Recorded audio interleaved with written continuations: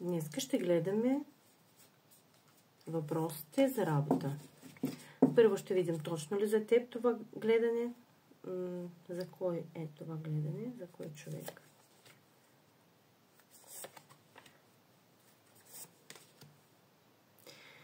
Така. Сега ще гледаме за човека, който много силен, има голяма вътрешна сила, възможно не само вътрешна, но и физически много силен човек. Обаче има много страхове, които му пречат да се общува с хората. Страх, който пречи да се намериш работа в колектив точно.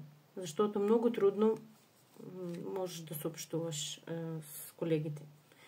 Така, ако това е подходящо за теб, се говори за теб в момента, значи гледаш и ще видим какво ще стане с твоята работа. Първо ще видим сега. Добре. Ще гледам като общо гледане, така че какво ще стане в ближайшето време с твоята работа. Така. Знаеш какво? Наистина картите ми показват, че ти въобще не искаш да работиш.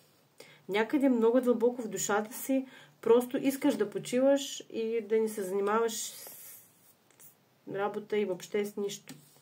Не ти интересува. Обаче, щом гледаш това видео, означава, че в момента търсиш работа или чакаш някакви изменения в живота ти по този въпрос. Какво ти очаква?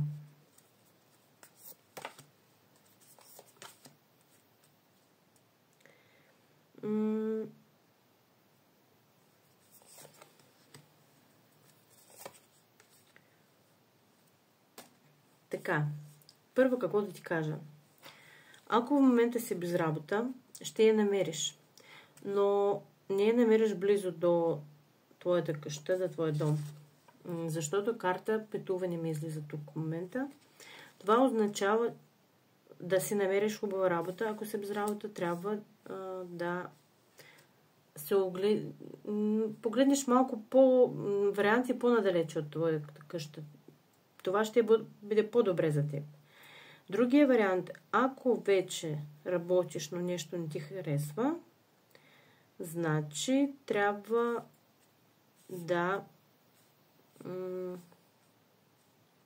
възможно даже да смениш работата, защото едната от картите казва, че трябва да тръгнеш и да видиш нещо друго, нещо различно.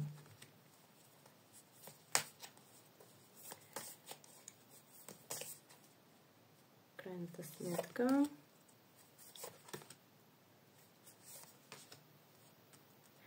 Внимавай с конфликтите.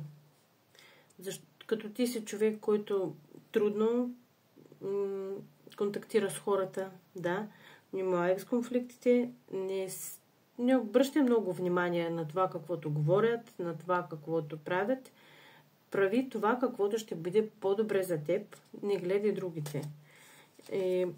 Ще намериш твоето спокойствие, възможно ще намериш някакъв колега, който ще ти помогне да намериш нова работа или възможно имаш един приятел, който може да ти помогне да намериш нова работа или имаш колега, който може да ти помогне да си промениш нещо в твоята работа, да не я загубиш, да не смениш, ако не искаш да я смениш.